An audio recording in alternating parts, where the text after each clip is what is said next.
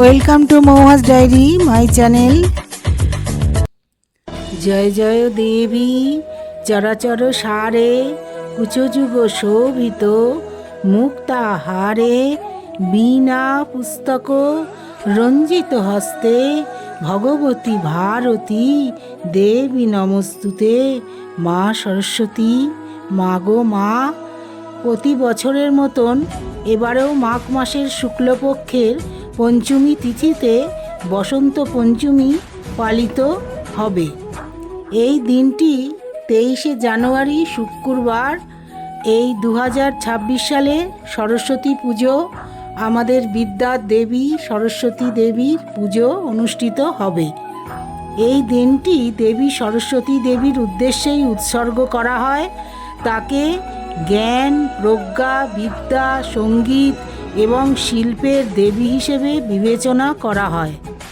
বিশ্বাস করা হয় এই দিনে তার পুজো করলে মনে শান্তি আসে, জ্ঞান বৃদ্ধি পায়। এই দিনটি পড়াশুনো, সঙ্গীত, শিল্প বা শিক্ষার সাথে জড়িতদের জন্যে বিশেষ বলেই বিবেচিত হয়। দেবী সরস্বতী সারদা দেবী নামেও পরিচিত। ধর্মীয় বিশ্বাস অনুসারে মাঘ মাসের শুক্লপক্ষের পঞ্চমী তিথিতে দেবী সরস্বতী আবির্ভূত হয়েছিলেন। তাই এই দিনটিকে তার জন্মদিন হিসেবে বিবেচনা করা হয়।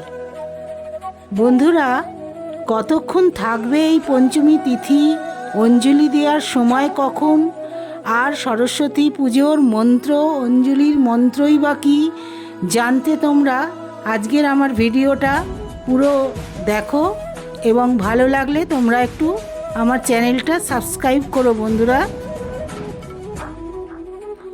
শিক্ষার্থীদের জন্যে সরস্বতী পুজো খুব স্পেশাল।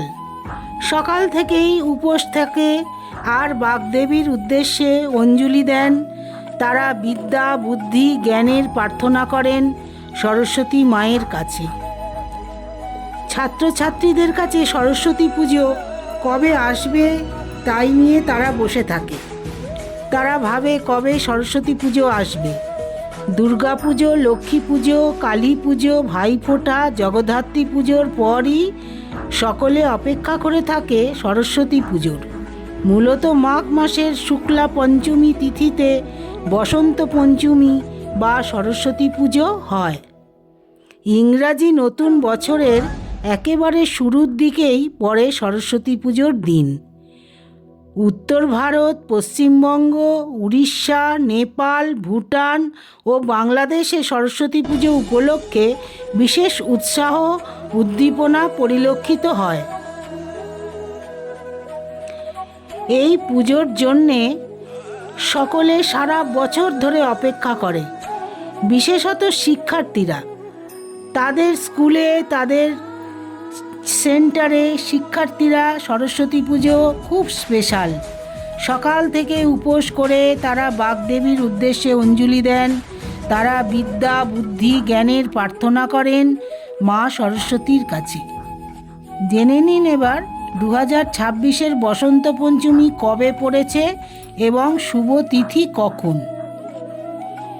2026 সালের 23শে জানুয়ারি শুক্রবার বাংলায় 9ই মাঘ সরস্বতী পুজো পড়েছে।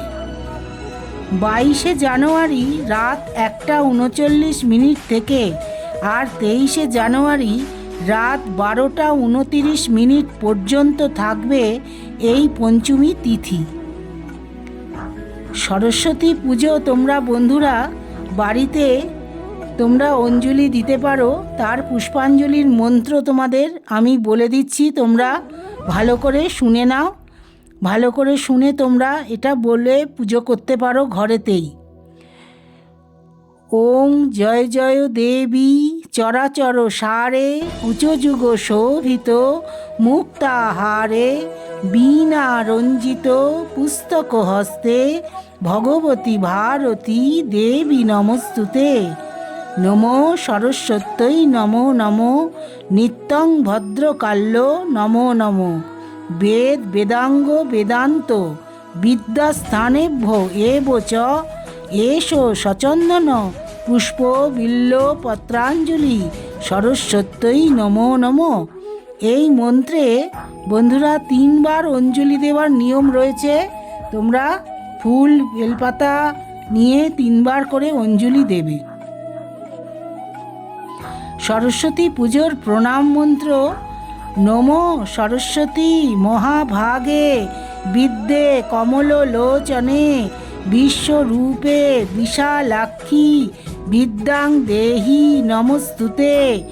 জয় জয় দেবী চরাচর সারে কুচযুগ শোভিত মুক্তাহারে বীণা রঞ্জিত পুস্তক হস্তে ভগবতী ভারতী দেবী নমস্তুতে। এটা প্রণাম মন্ত্র মা সরস্বতী দেবীর। শ্রী পঞ্চমীর দিনই সকলেই সরস্বতী পুজো সম্পন্ন করা হয়।